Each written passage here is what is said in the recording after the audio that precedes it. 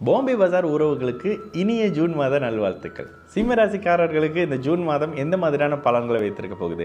அஷ்டம சனி மெதுவாக தன்னுடைய தாக்கத்தை கொடுக்க முயற்சி பண்ணிக்கிட்டு இருக்கக்கூடிய ஒரு காலகட்டம் அப்படின்றது இந்நேரம் அஷ்டம சனியினுடைய பாதிப்பில் இருக்கக்கூடிய சிம்மராசிக்காரங்களுக்கெல்லாம் தெரிய ஆரம்பிச்சிருக்கோம்.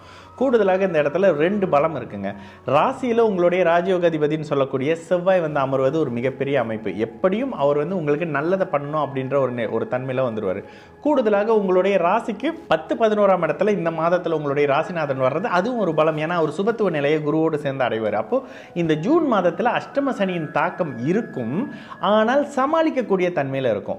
என்ன இருந்தாலும் ராசிநாதனும் ராசியும் பலம் பெறும் பொழுது உங்களால் அதை சமாளிக்க முடியும். செவ்வாய் பாவருங்க, அவர் ராசியில் உட்காந்து எப்படிங்க நல்லது பண்ணுவாருன்னா, செவ்வாய்க்கு அது அதிக பிடித்தமான ஒரு நல்ல ஒரு வீடு அப்படின்னு சொல்லலாம். அந்த அதிகாரம் சார்ந்த பூமி சார்ந்த அந்த வீடு அப்படின்றத சமீப ஒரு கிளாஸ்ல கூட பேசியிருப்போம் பாருங்க.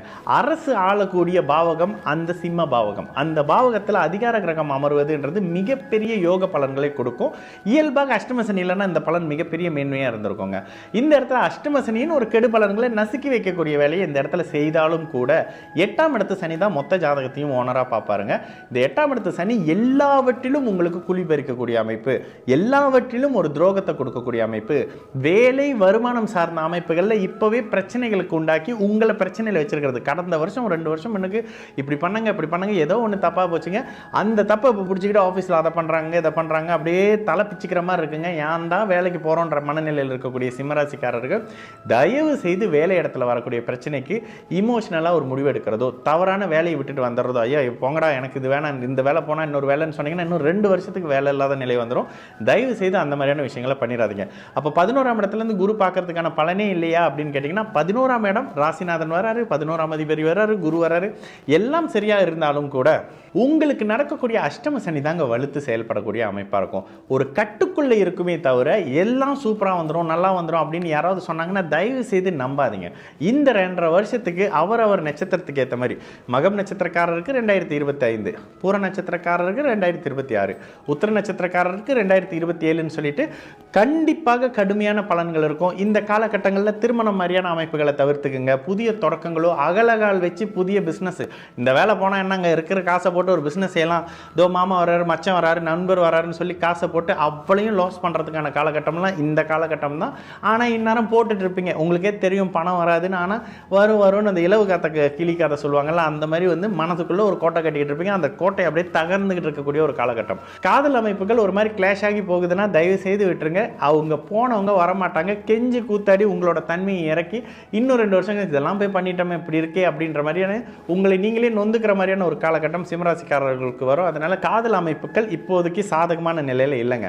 அதே நேரத்தில் என்னதான் இருந்தாலும் 7ஆம் இடத்தை குரு வலுத்து பார்க்கறது கணவன் மனைவி உறவுகளில் ஒரு சின்ன உட்பூசல்கள், 3வது நபரின் தலையீடுகள் மெதுவாக விலகக்கூடிய அமைப்பு அப்படின்ற விஷயங்கள் ஒரு மாதிரியாக இருக்கும். ஆனால் இந்த இடத்துல அதிர்ஷ்டம் கையை கொடுத்துரும், அது வந்துடும் இது வந்துடும் அப்படின்னு யாராவது சொன்னாங்கன்னா தயவு செய்து நம்பாதீங்க.